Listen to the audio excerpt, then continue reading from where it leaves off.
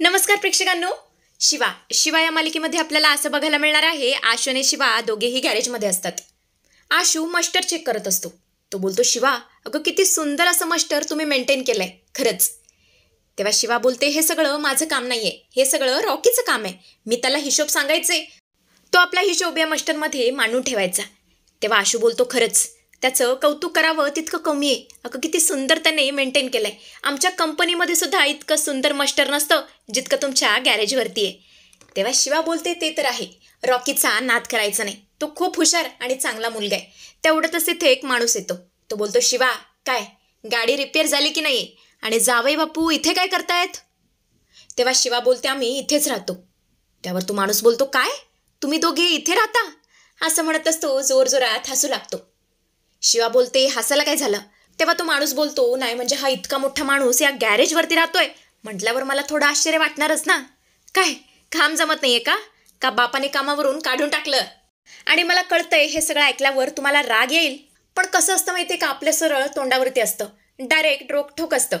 तेव्हा शिवा बोलते, झालं का, भागलं का? आता तुझी गाडी मी रिपेअर करून दिली आहे ना, म्हणून तुझं भागलं असेल, म्हणून इतकं रोकठोक बोलतोयस.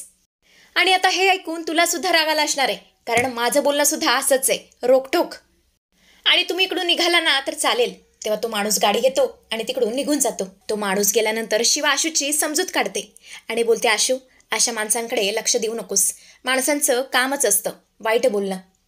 तेव्हा आशू बोलतो, शिवा मला एक सांग, तो माणूस काय चुकीचं बोलला? अगं मला तर भीती वाटते, हे सगळं मला जमेल ना? तेव्हा शिवा बोलते, का नाही जमणार? अरे सगळं जमेल, आणि तसंही मी तुझ्यासोबत आहे ना तुझ्या मदतीला, त्यामुळे तू निश्चिंत राहा आणि टेन्शन घेऊ नकोस. तेव्हा आशू बोलतो, ठीक आहे, मी आत्ताच्या आत्ता संपदाला फोन करतो आणि तिच्याकडून बायोडेटा, प्रोफाईल, ज्या काही लागणाऱ्या नोकरीसाठी लागणाऱ्या गोष्टी असतात ना त्या सगळ्या मागवून घेतो. इकडे आता कीर्ती दिव्याला फोन करते. दिव्या बोलते, आता का फोन केलायस? तेव्हा कीर्ती बोलते, मला आशू आणि शिवाबद्दल सगळं जाणून घ्यायचंय. तेव्हा दिव्या बोलते, ते इथे राहत नाहीत, आणि अशा प्रकारे घडलेला सगळा प्रकार ती सांगते. आणि हे सगळं ऐकून तर या कीर्तीला खूप मोठा धक्का बसतो. ती बोलते, काय आशू तिकडे राहायला गेलाय गॅरेजमध्ये? खरंच हा मुलगा एक नंबरचा मूर्ख आहे. राजवाडा सोडून तिकडे झोपडीत राहायला गेलाय. अगं झोपडं तरी परवडलं, तो खुराड्यात राहायला गेलाय, खुराड्यात. आणि ही गोष्ट जर आता आईला कळली तर ती आणखी चिडेल. आणि बरोबर त्याच वेळेला तिथे चंदन येतो. चंदनला कळून चुकलेलं असतं ही कीर्तीशी बोलतीये. चंदनला बघून मात्र दिव्या घाबरते आणि ती लगेच फोन कट करते. चंदन मात्र मनातल्या मनात बोलतो, या बाईला इतकं सांगितलं तरी सुद्धा ही बाई सुधारायचं नाव काही घेत नाहीये. कीर्तीला फोन करतीच आहे, आता हिला ना चांगलीच अब्दल घडवायला हवी. असं म्हणतच तो दिव्याला बोलतो, दिव्या अगं बघ ना, अगं फरशीवरती किती धूळ जमली आहे, तुला दिसत नाहीये का? जा पटकन आतून मॉप घेऊन ये, सगळं घर झाडून काढ. आणि असं म्हणतच तो दिव्याला चांगलंच कामाला झुंपतो. इकडे आता ही संपदा आशूचे सगळे डॉक्युमेंट्स त्याला द्यायला चाललेली असते. तेवढंच तिला सीताई पाहते. तिला आडवत ती विचारते, संपदा कुठे चालली आहेस? संपदा घाबरते. ती खोटं सांगते की मला एक महत्त्वाचं काम आहे, मी तिकडे चालली आहे. पण सीताईला मात्र कळून चुकलेलं असतं. ती बोलते, संपदा खोटं बोलू नकोस, तू आशूला भेटायला चालली आहेस ना? तेव्हा संपदा घाबरतच बोलते, हो. तेव्हा सीताई बोलते, संपदा घाबरण्याची काही गरज नाही आहे, मी सुद्धा तुझ्यासोबत येते. मला सुद्धा आशूला भेटायचंय. मला भाऊनी सांगितलं की तो कंपनी सोडतोय, नाही म्हणजे रागाच्या भरात असे काही एक उलटसुलट निर्णय घेतोय. त्याच्याशी बोललंच पाहिजे, त्याला समजवलंच पाहिजे. चल आपण दोघेही त्याला भेटायला जाऊया. आणि तेवढंच इथे कीर्ती येते, सीताईला अडवते आणि बोलते, आई कुठे चालली आहेस? आशूला भेटायला, पण तिकडे जाऊ नकोस. हे सगळं शिवाचं डोकं आहे. ती मुद्दाम आशूला टोकाचे निर्णय घ्यायला सांगते, कारण तिला माहिती आहे असं केलं तर लगेच आई पळत पळत येईल. कारण शेवटी आईचं काळीज आहे ना, आणि म्हणेल की लेका घरी चल, मी सुनीला सुद्धा ॲक्सेप्ट करायला तयार आहे. आणि अशा प्रकारे त्या शिवाला पुन्हा या घरामध्ये जागा मिळेल. हा सगळा तिचा प्लॅन आहे. तुला का कळत नाही आई?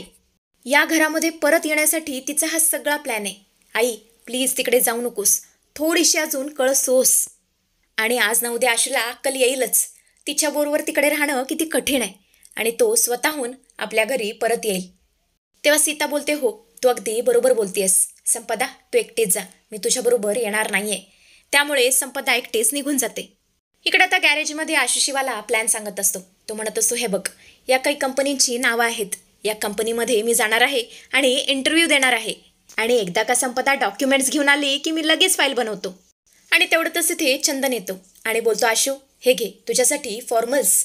तेव्हा आशू बोलतो, काय तेव्हा शिवा बोलते हो. अरे आशू, तू घरातून एकही ड्रेस घेऊन आला नव्हतास, तुझ्याकडे दुसरे कोणते कपडे सुद्धा नाही आहेत. तेव्हा चंदन म्हणाला, आशू इंटरव्ह्यूसाठी जाणार आहे, मग त्यासाठी तर फॉर्मल्स हवेत, म्हणून हे कपडे. आणि आशू, तू जितके ब्रँडेड कपडे घालतोस तेवढे तर नाही आहेत, पण आहेत, चांगले आहेत. तेव्हा आशू बोलतो, चांगले काय, खूप मस्त आहेत, मला खूप आवडलं हे तुम्ही जे काही केलंय ना, मला ते इतकं आवडलंय ना, हे मी कधीच नाही विसरणार. तेवढंच इथे संपदा येते, त्याला डॉक्युमेंट्स देते आणि बोलते, डंबो तुला सगळे खूप मिस करतायत आणि काकू तर खूप मिस करते. तेव्हा शिवा बोलते, आशू मी काय म्हणते, तू एकदा त्यांना फोन कर ना. तेव्हा आशू बोलतो, नाही मी फोन करणार नाही, कारण एकदा जर मी फोन केला तर पुन्हा मला मागे जाण्याची भीती वाटते, त्यामुळे मी फोन करणार नाही. तेव्हा संपदा बोलते, डंबो तुला हे सगळं जमणार आहे ना, नाही म्हणजे जॉब वगैरे. तेव्हा आशू बोलतो, का नाही जमणार, नक्की जमेल. आणि तेवढं तर चंदन सगळ्यांसाठी चहा घेऊन येतो गरमागरम. इकडे आता सुहास ऑफिसवरून घरी परत येतो.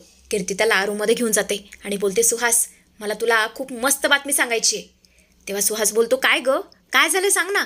शिवाला अटक झाली आहे का शिवाने आशूमध्ये फाटाफूट झाली आहे, का भाऊंनी आशूला प्रॉपर्टीमधून बेदखल केलं. अगं सांग ना, नक्की काय झालंय. तेव्हा कीर्ती बोलते, आज ना सीताई तिकडे जाणार होती, पण मी तिला तिकडे जाऊच दिलं नाही, आशूला भेटूच दिलं नाही. विचार कर ना, आशू जर इकडे आला नाही तर शिवासुद्धा इकडे येणार नाही, आणि आशू जर इकडे आला नाही तर या सगळ्या प्रॉपर्टीचे मालक कोण, आपण, तू. इकडे आता संपदा घरी परत येते. सीताई तिला गाठते आणि बोलते, संपदा सांग ना, आशू कसा आहे, तो ठीक आहे ना, त्याची तब्येत ठीक आहे ना, तो नीट जेवतो ना, बोल ना संपदा, मला ऐकायचंय. तेव्हा संपदा बोलते, काकू मला माहिती होतं तू माझी वाट बघत असणार आहेस, म्हणून मी त्याचा फोटो काढून आणलाय. असं म्हणत असती त्याचा फोटो सीताईला दाखवते. त्याचा फोटो बघून सीताईला खूप आनंद होतो. तर प्रेक्षकांनो, सीताई तर अशी रिॲक्ट करते जणू काही किती वर्ष झाले आशूला बघून, 1 दिवस झालाय फक्त. पण तेवढं तर सीताईला त्या फोटोमध्ये गॅरेज दिसतं. ते बघून तिला धक्काच बसतो. ती बोलते, संपदा अगं आशू इथे राहतोय या गॅरेजमध्ये. नाही, अजिबात नाही, मी हे सगळं सहन करणार नाही. इकडे आता गॅरेजवरती शिवाने मस्त असतं पिठलं बनवलेलं असतं, पिठलं भाकरीचा बेत केलेला असतो. आशू मात्र जाम एक्सायटेड असतो. तो बोलतो, शिवा काय केलंयस तू पिठलं, पटकन खाली ये, मला खूप भूक लागली आहे. असं करत असताना तो तिची मदत करू लागतो आणि या सगळ्यामध्ये ते खूपच जवळ आलेले असतात. आशू बोलतो, शिवा मला सुद्धा तुझी मदत करायची, मी एक काम करतो, कांदा कापून देतो. असं म्हणत असतो, कांदा कापू लागतो, पण त्याचा हात कापला जातो, चिरला जातो. ते बघून शिवा पॅनिक होते, त्याचं बोट तोंडात घालते आणि मग काय, हे दृश्य बघून आशू इतका लाजतो की बासच. शिवा बोलते, आशू तू लाजतोयस का. आशू बोलतो, नाही नाही, मी कशाला लाजू. आणि तेवढंच तिथे सीताई येते. ती हे सगळं दृश्य पाहते आणि हे दृश्य बघून तिला खूप मोठा धक्का बसलेला असतो, कारण दोघेही खाली जेवायला बसलेले असतात आणि आशूचं बोट शिवाने तोंडात घेतलेलं असतं. सीताई आता जोरातच ओरडते, ही सगळी काय थेर आहेत. पण आशू मात्र सीताईचा चांगलाच पचका करणार आहे आणि तिला तिकडून निघून जायला सांगणार आहे. तर असा काहीसा भाग आपल्याला आज बघायला मिळेल.